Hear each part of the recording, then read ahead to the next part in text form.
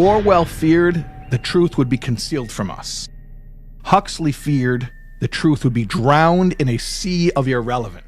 This channel, Soul Words, is about spiritual ideas and application to personal growth. I'm not a political scientist. I'm not a social critic, but I think this is an important idea to discuss that can help us understand the way that the Jewish prophets foresaw the ultimate phase of history. So first of all, do we live in Orwell's 1984? It's a question a lot of people ask. The answer, according to some, is no, but we live in a different dystopia that was envisioned by another English intellectual author, Auldus Huxley, namely in his work, A Brave New World. This contrast of Orwell's dystopia and Huxley's dystopia was originally pointed out by a social critic by the name of Neil Postman, or Reb Noach Meir ben Reb Moshe. I don't know if he was ever referred to that in his lifetime, but that's what his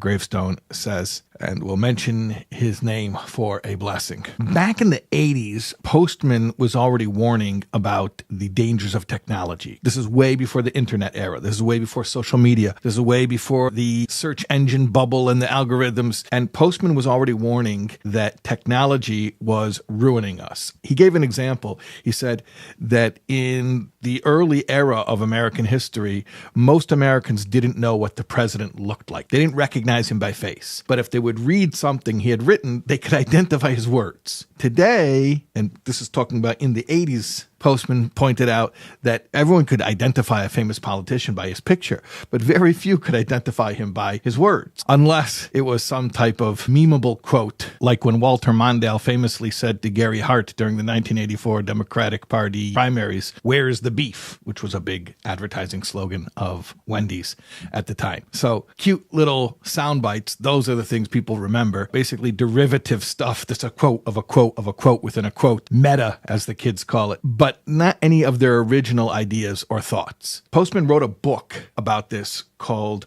Amusing Ourselves to Death.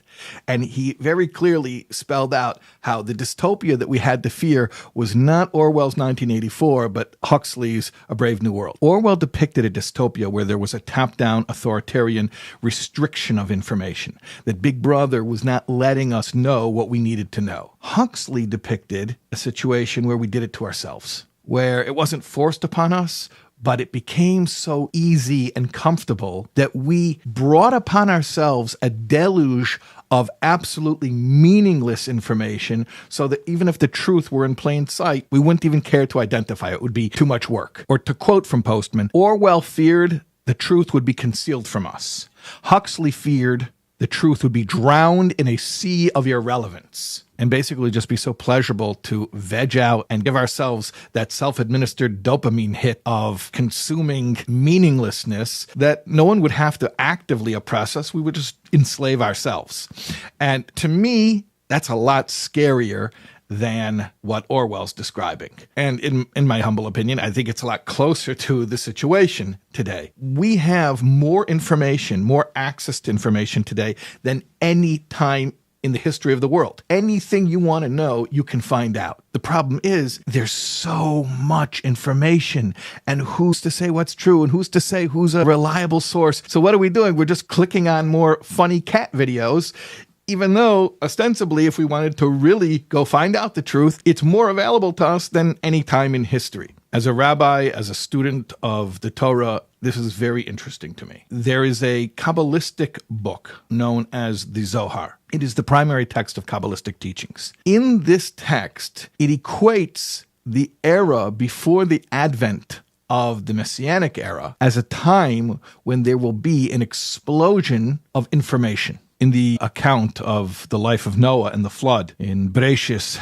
or the book of Genesis, chapter 7, verse 11, it says, "In the 600th year of the life of Noah, all well springs of the great deep burst open, and the windows of heaven were opened." So the Zohar says that these well springs of the great deep and these windows of the heaven, meaning to say the flood from above and the flood from below, correspond to another type of a flood. The Zohar says that in the 600th year of the 6th millennium, and if you use the biblical dating, that corresponds to the secular date 1840 of the Common Era, that at this time there will be an explosion of knowledge from above and below. Now, what is knowledge from above and what is knowledge from below? Knowledge from above means spiritual knowledge.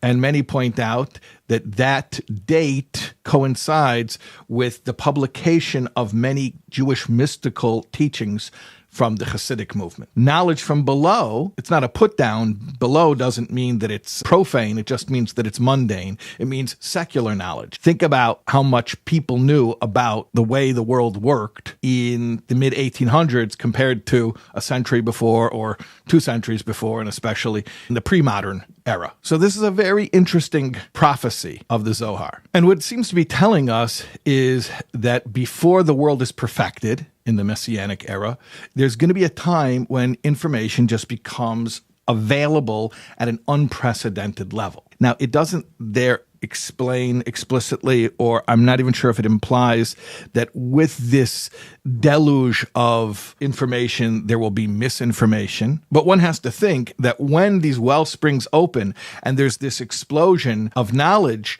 at least for a certain period of time, as the process is working itself out, as it were, there's going to be information that's not 100% accurate or true or helpful. In other words, to me, when I think about a world where there's way too much information, that's problematic, but it's not inherently a catastrophe. To the contrary, it can actually be part of a process of truth becoming more available. Yes, we haven't reached the end goal where the truth is refined and identified, so there's a lot of dross in the smelting pot, so to speak, which hasn't yet been separated. But the characterization of a world where there's just tons and tons and tons of information available is not intrinsically a bad thing. Maimonides, the great philosopher and legal codifier, he writes in his Laws of the Messianic era that in that time, meaning the Messianic era, there will be no famine, no war, no envy, no strife, because good will emanate in abundance, and delightful things, delicacies, will be as plentiful as dust. So he describes an era of material bounty, which incidentally sounds like our day and age where there is a food surplus. We went from a time in the 60s when it was predicted there was a population bomb, there would be overpopulation because we didn't have enough arable land. Then there were innovations in food technology, and now our problem is not that there's not enough food for people. The problem is distribution and corruption.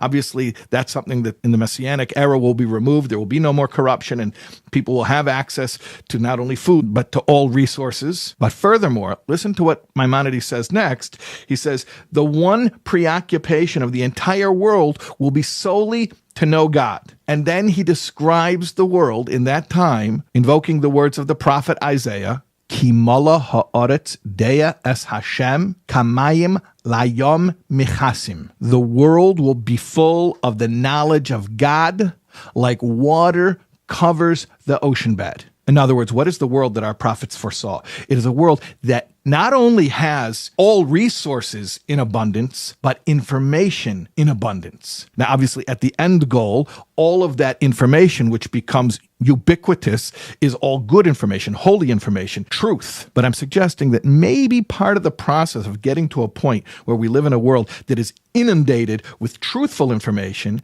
is going through, temporarily at least, a process where there's just a lot of all kinds of information, truth, non-truth, information, disinformation, misinformation, and everything in between. So are we dangerously close to a scenario like Huxley foresaw? You could argue in some ways we are, but I believe that putting out messages like this and raising awareness and giving us the opportunity to think deliberately about what's going on is a way that we can harness the opportunity that we were given. This doesn't have to be something that happens to us. This can be something that we play an active role in if we're mindful. What I would suggest as far as an action item coming forth from this is that today everyone has been armed with a device that has access to a global platform. You can go on social media, like this one that you're watching me on right now, and you can put out information. Yeah, can every crackpot also put out their information? Yes, that's one of the biggest problems of the internet. However, that's not going away. What do you want? We should not allow the crackpots to post?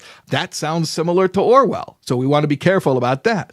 But what we can do is use our access to these platforms to just flood the world with more and more truth. You don't have to be the world's biggest thought leader, but if there's something you feel is truthful and helpful and can make the world a better place, put it out. Do me a favor. Go on whatever platform you want right now and produce some content right now. Even if it's 30 seconds long, share something that you believe is good and helpful and spreads light. Because to my thinking, at least, barring any miracles, which God is always able to do, the natural path toward turning this current situation from a brave new world situation into a perfect world like our prophets foresaw is going to involve you putting out some good content. Okay, I did my part. I put out this little video. I hope you like it, but you need to put out some content. This is the tip of the iceberg regarding the subject of what the world's going to be like when Mashiach comes. Obviously, I'm not attempting to cover it here in this short little video, but you can watch here this video, and I speak about it at much greater length.